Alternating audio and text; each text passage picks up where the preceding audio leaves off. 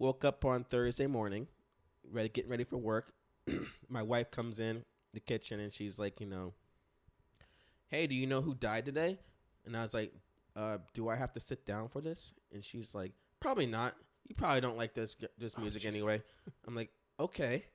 She's like, lead singer of Soundgarden died. I was like, are you fucking kidding me? I should have been sitting down for this. I literally almost fell on the floor about that. Yeah. I'm like, Chris Cornell, like I'm first name basis. He's dead.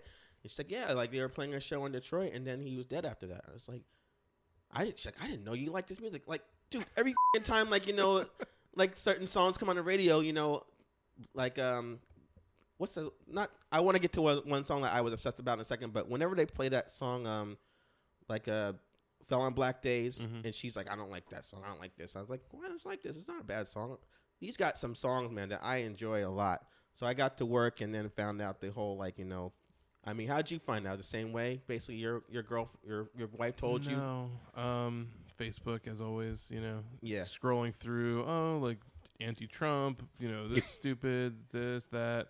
And then the lead singer, Chris Cornell's dead. I'm like, yeah, like I'm with you, man. Like, it's one of those things you hear it and it's like you got punched in the stomach for a second. Like, oh my God. Because at first you think like he couldn't have been that much over 50, and then exactly. found out he's only 52 years old. And I was like, damn. And then like soon I got to work, I'm like, I wonder if people already posted stuff at the concert. And like the first video I saw on YouTube, whoever got all those shots of them playing, I must commend you. Whether he did it and knew or he just posted as soon as he got home that night. It's like, man, you got your hits like crazy, man, because he was up to like about like 7,000 hits, and it was only 7 a.m. in the morning, or our time in New Jersey. And it's just like, man, like thinking about like you're thinking about all the songs that they wrote. I mean, for me, like the first time I heard like Soundgarden was Beavis and Butthead, of course. They were watching videos, and that album that they put out, Bad Motorfinger, like Outshine, I think was the first song I heard, and what really drew me into the band was like obviously his singing. Like he's got that like that like soulful like like that loud like voice at the same time where it's just he belts out so well on those songs when he's screaming and everything like that. Then the Rusty Cage, like I really got drawn to those bass lines during like the final part of the song when they had that odd time signature thing happening, and it's just like, man, like I'm really gonna miss like having that band around. And also what was like your favorite like of about his songs? Well, I mean, I don't know. I mean, I definitely started liking Soundgarden probably like 4th or 5th grade, around when Black Hole Sun was everywhere on the radio. Yeah. What's funny about that for me is when that album Super Unknown came out, like the first song Spoon Man came out. Yeah. I was just like, okay, this is cool. His hair is short, but I guess that's what's happening now. People are cutting their hair. And when that Black Hole Sun song came out, I was just like, I was so obsessed with that song. Like every time over the summer, I would just watch MTV all day. And no matter how many times they play it, I would just watch the video, grab the broom in my kitchen, and just like mimic everything he was doing, like playing guitar like to it, and like be at friends' houses and like just be talking, and their MTV's on the background. Stop what I'm doing, watch the video. It's on the radio and watching the video and stuff like that. It was just like I've never been obsessed with a song that much since like Give It Away by the Red Hot Chili Peppers, but that was like my all summer, like that song. Yeah, and my friend had that CD and we loved it. And then when Down on the Upside came out, and that was pretty popular, Pretty Noose and all that, some of the songs on there. Yeah, it's kind of funny that like now that we found out his death was not funny, but it's kind of sad that his death was actually he hung himself. That Pretty Noose song takes a whole new effect now. That was the best way I could figure out bringing up that song without being rude. So I'm sorry. I didn't even think about that. No, but then but if anything, from Chris Cornell, I feel like he put out a solo album called Euphoria Morning. Yeah, that was his first one, right? Yeah. And there's the single off that Can't Change Me. I always thought was like really good, and that was like one of those songs where I would put that on like mixed CDs for a long time, just like and because I felt like nobody cared about his solo album when it came out. Yeah. Like I always thought that was like one of those, I don't know, underrated Exactly. Well, songs. I was the same way with his solo stuff. If whenever they would say he's doing something solo, and I would listen to his interviews, I would be intrigued, but I never would want to buy any of their music. I just loved hearing it on the radio. And like, what did you think of like? I remember hearing that they did like that Temple of the Dog project he did with Pearl Jam was like dedicated to like the singer from Mother Love Bone. Yeah. Apparently, it was his roommate too. Mm-hmm. So, like, did you actually listen to that whole album, or you just only know Hunger Strike? I really only know Hunger Strike. Yeah. And maybe, I think there's one other song off that was, like, on the radio here and there. Mm. But, yeah, I don't really know Temple of the Dog too I would blast that song all the time, too. Like, well, when it came on the radio anyway, I would just, like, even though the lyrics are so repetitive, I was like, that's a good song. You know? I love this song, too. And then when Soundgarden broke up, I remember people in my high school were upset about that a little bit. But I'm like, well, they at least announced it way before the album came out, so like at least it's not like gonna hit you that hard in the chest when it ends. And then, what did you think of like? Because what happened is in like I think 2001, I read that is when Audio Slave came out. Him with the Rage Against the Machine like rhythm section, I should say. I actually someone told me like that's like having Chris Cornell in that band is the best thing that ever happened to him. I wanted to just get up from the lunch table and slap that dude in the face. Like, how dare you besmirch Zach De La Rocha? But thinking about it, it was a good fit eventually because I found it at first. I'm like, this sounds like Chris Cornell is singing for Rage Against the Machine. And by the second album, or they only do 2 or 3 albums, I'm not sure. I have no idea. I felt like that's when they started to sound like their own like thing, not like I'm singing and Rage Against the Machine is doing what they always do.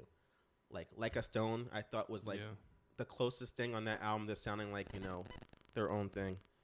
Sorry, I heard little clicks there. Go on. Me. I'll go on. I was gonna ask you, what did you think of Audio Slave in general? Like, I never got into anything other than the radio hits. But I mean, that song "Like a Stone" is a great song. I always thought that was just really great. One of the great guitar parts of our generation. Right. Tom Morello. But yeah, I mean, I definitely thought that, when they came out, I was kind of skeptical. And then, but they were a real band.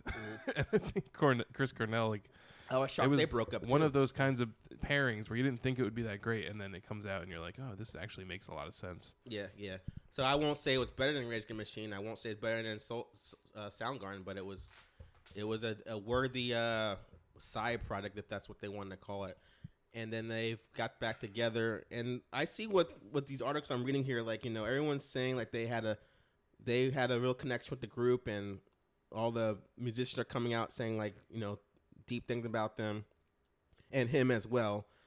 And one of the people at the Detroit show said that they played a full set with the encore and nothing odd. It was outstanding. But when I watched the video, to me, he looked like he just kind of seemed like the song seemed slower. He seemed like he was kind of like something on his mind, like depressed. Like I feel like, was he like, oh, as soon as I get home, get to my room, I'm going to like, order room service, then hang myself? Or was he like, I'm going to just have some Kahlua, then hang myself? Because I don't know. It just seems like something was weighing on his mind, like when you watched the performance. I don't know if you actually got to see it, but I'm sure it was one of those things. Yeah. Yeah, he had a whole, like, planned out thing. I don't know. But I know I read that I didn't know he had, like, I knew he had an alcohol problem, but I didn't know he was messing with stuff that all his, like, I guess, what do you call it, like, people that his circle of friends were doing the same thing.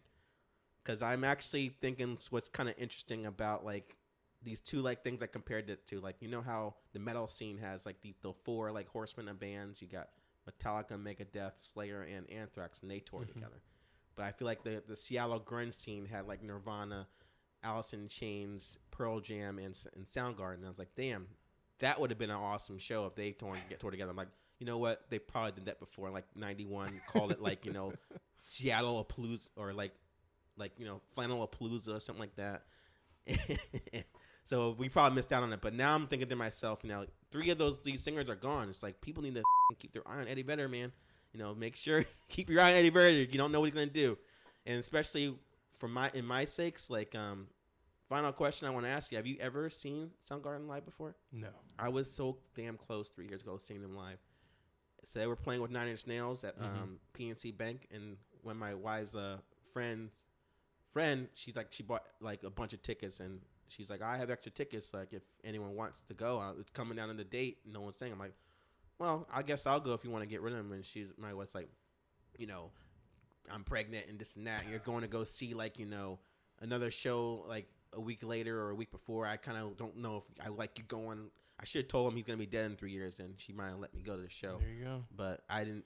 All the time I never think of that. That's why I try to go to as many shows as possible, because you never know when these guys will be gone. So the last person I seen that died was Stone Temple Pilots. So I feel honored that I got to see them at least once.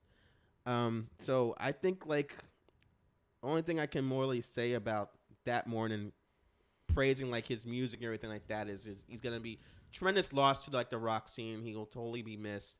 Even to the point where I heard a Pretty Reckless, another band they were opening from, they canceled their show. Like they were playing here at Starland Ballroom, they canceled the next day. Oh really? Just for that, you know.